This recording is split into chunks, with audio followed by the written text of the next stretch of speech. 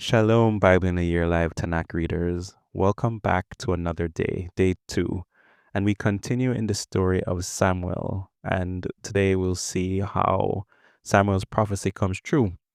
Israel suffers a crushing defeat and the ark of God is captured. Yet the Lord shows his power by humbling the Philistines until the ark is returned. Eli and his sons die, and Samuel leads the nation in repentance and prayer. And God grants victory, reminding them that deliverance comes from him alone. As Samuel grows older, the people then demand a king to be like the other nations, though this is something that God does not want them to do, but it was predicted by Moses long time ago when we read the Torah, if you remember. But God grants them the request, however, and then he warns them of all the things that the king would do to them and how their actions are wrong. So let's see how this story continues today as we read 1 Samuel chapter 4 to 8. Let's dive in. 1 Samuel chapter 4.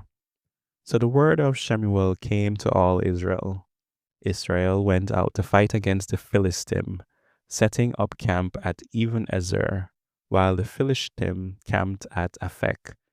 The Philistine drew up in battle formation against Israel. The battle was fierce, and Israel was beaten by the Philistine. They killed about 4,000 soldiers on the battlefield. When the army had returned to camp, the leaders of Israel asked, "Why has Adonai defeated us today before the Philistine? Let's bring the ark of the covenant of Adonai from Shiloh to us, so that he will come among us and save us from our enemies."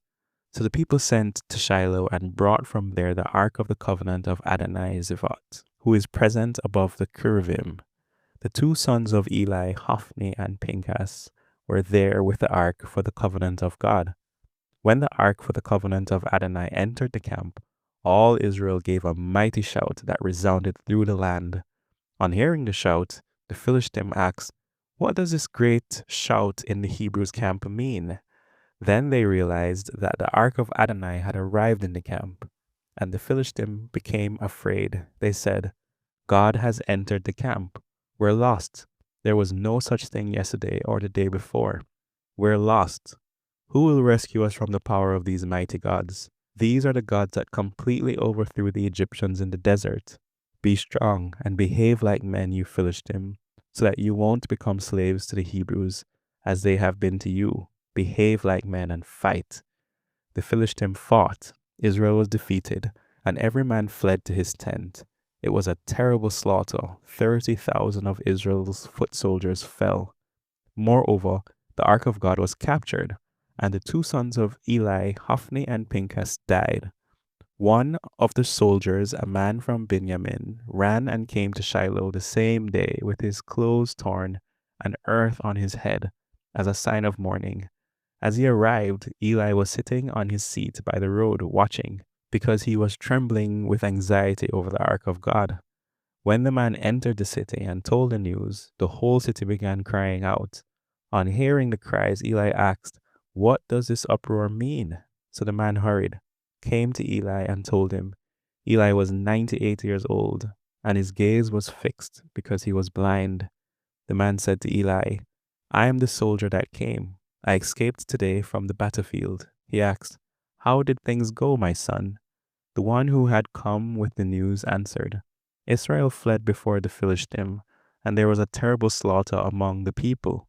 Your two sons, Hophni and Phinehas, also are dead, and the ark of God was captured." As soon as he mentioned what happened to the ark of God, Eli fell backward off his seat next to the gate, broke his neck, and died, for he was an old man and heavy. He had judged Israel 40 years. His daughter-in-law, Phinehas' wife, was pregnant and near delivery time. When she heard the news that the ark of God had been captured and that her father-in-law and husband were dead, she went into abnormal labor, bent over and gave birth.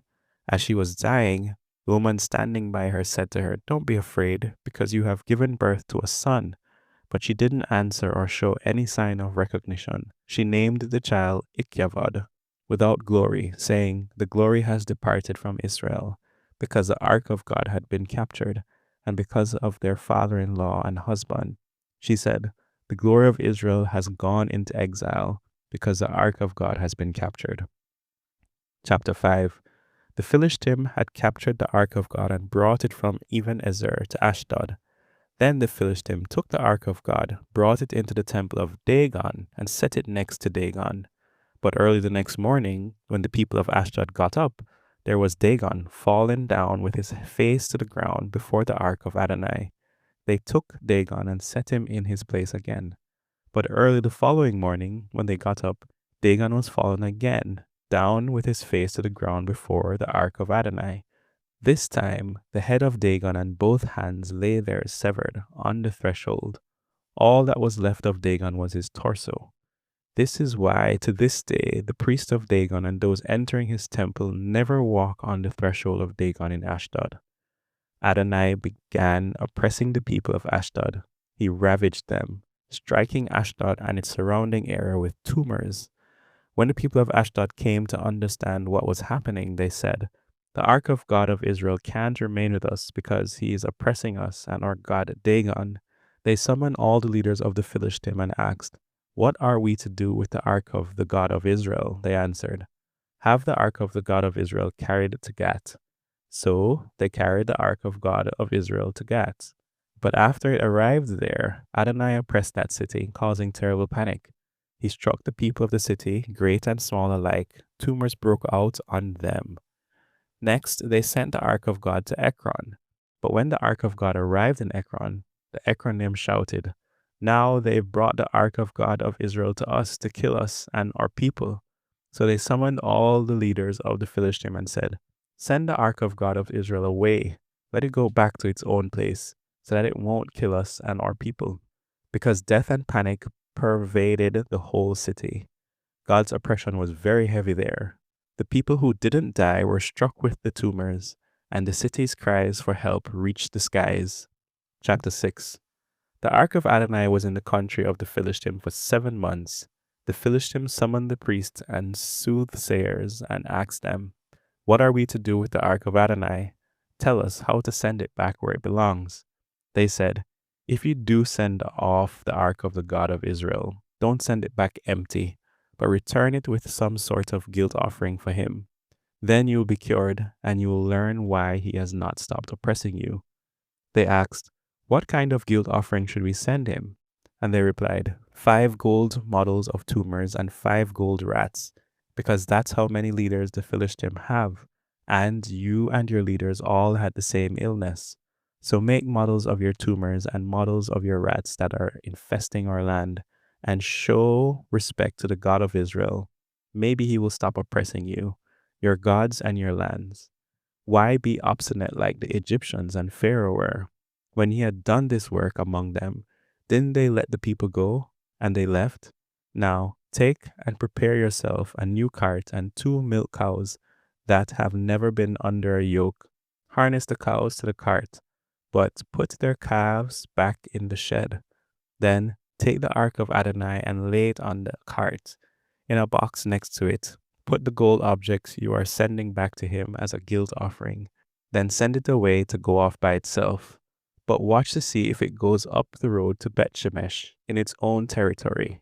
If it does, he is responsible for this great tragedy. If not, we will know that it is not his oppression which has been over us, but that what has been happening to us has been only by chance. The men did it. They took 2 milk cows, harnessed them to the cart, and confined their calves to the shed. Then they put the ark on the cart, along with the box containing the gold rats and the models of their tumors. The cows made straight for the road of Bet-Shemesh and took that route, mooing as they went and turning off neither to the right nor to the left. The leaders of the Philistine followed them as far as the borders of Bet-Shemesh. The people of Bet-Shemesh were harvesting their wheat in the valley when they looked up and saw the ark. They were so happy to see it. The cart entered the field of Yehoshua, the Bet-Shemesh, and stood there by a big rock. They cut up the wood of the cart and offered up the cows as a burnt offering to Adonai. Then the Levim removed the ark of Adonai and the box that was with it, which contained the gold objects, and put them on the big rock. That same day, the men of Bethshemesh offered burnt offerings and sacrifices to Adonai. Upon seeing this, the 5 leaders of the Philistine returned that day to Ekron. The gold tumors which the Philistines sent back as a guilt offering for Adonai were one each for Ashdod, Azah, Eshkelon, Gat, and Ekron, and the gold rats also corresponded to the number of all the cities of the Philistine that belonged to the 5 leaders, fortified cities and country villages. The rock is a witness to this day of the great mourning which resulted from putting the ark of Adonai on it in the field of Yehoshua, the Beit Shemesh. For Adonai struck the people of Beit Shemesh for looking at the ark of Adonai. He killed 50,070 of the people. The people mourned because Adonai had struck them with such a terrible slaughter. The people of Beit Shemesh asked, "Who can stand before Adonai, this holy God? To whom can we send it to get it away from us?"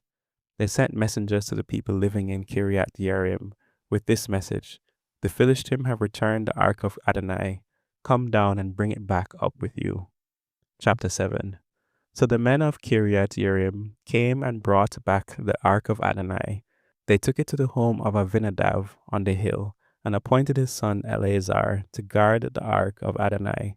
From the day that the ark arrived in Kiriath Yearim, a long time elapsed, 20 years, and all the people of Israel yearned for Adonai. Shemuel addressed all the people of Israel. He said, "If you are returning to Adonai with all your heart, then be done with the foreign gods and Ashtaroth that you have with you, and direct your hearts to Adonai.